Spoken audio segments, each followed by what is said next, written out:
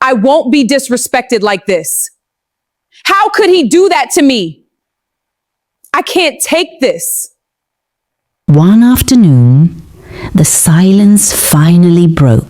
Zainab sat alone in one of the sitting rooms, her hands wrapped tightly around herself. The weight of everything, her marriage, her family, the lies pressed down on her chest until she could no longer hold it in.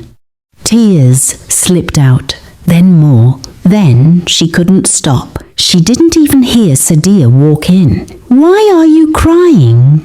Sedia asked softly. Zainab quickly wiped her face, turning away. "I'm fine, you're not," Sedia replied calmly. That simple honesty broke something inside Zainab. She looked up, her eyes filled with pain. "Why are you kind to me?" she asked, her voice trembling. "You should hate me." Sedia watched her for a moment. Then she sighed quietly and sat down. "I don't hate you," she said. "Why?" Sedia's gaze softened slightly. "Because I know exactly how this feels." The room went still. Zainab frowned. "What do you mean?" Sedia leaned back, her expression distant, as if she was looking into the past. "He didn't tell me either," she said slowly. "Not everything. Not the truth." Zainab's heart skipped. "What truth?" Sedia turned to her fully now, and for the first time, she began to reveal everything. "And Toko didn't marry me for love," Sedia said. "He married me for influence." Zainab listened, her breathing shallow. "My family had connections," Sedia continued. "Powerful ones. He needed access, so he married me." Zainab's chest tightened. "And after the wedding?" she asked quietly. Sedia let out a dry laugh. "After the wedding, the real man appeared." She counted on her fingers, her voice steady but cold. "He controlled my life. He decided where I went, who I spoke to, what I wore." Zainab's eyes widened. "He made everything look perfect on the outside," Sedia went on. "But inside this house, nothing was real." Zainab swallowed hard. "And the other women?" Sedia didn't hesitate.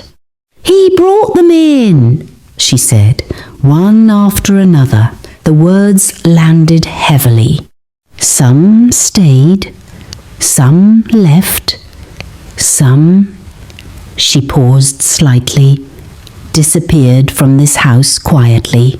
A chill ran through Zainab's body. "What do you mean disappeared?" Sedia didn't answer directly. Instead, she leaned closer. "You need to understand something," she said.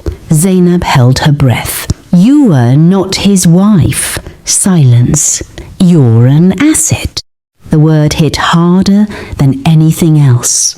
Asset. Not a partner. Not a human being. Just something to be used. Zainab felt something rise inside her. Not fear this time, not sadness, anger, hot, sharp, alive. "I won't be disrespected like this," she said, her voice shaking but strong. Sedia watched her carefully. "You think I didn't say the same thing?" she asked quietly. Zainab froze, because suddenly reality crashed back in. Her family, the debt, her mother's message. "This marriage saved us." Her anger slowed, then tangled with helplessness. "If I leave," Zainab whispered, "my family will suffer." Sedia nodded slowly. Yes, the truth was simple and cruel. Zainab looked down at her hands.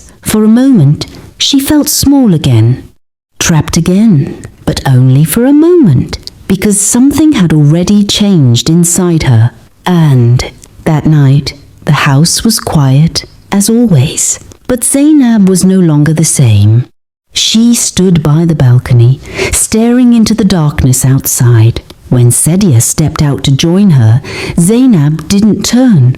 "I'm not leaving," she said. Sedia raised an eyebrow slightly. "Of course you're not," she replied. "None of us leave easily." Zainab finally turned, her eyes steady now. "But I won't stay powerless." I'm not leaving. Of course you're not. None of us leaves easily.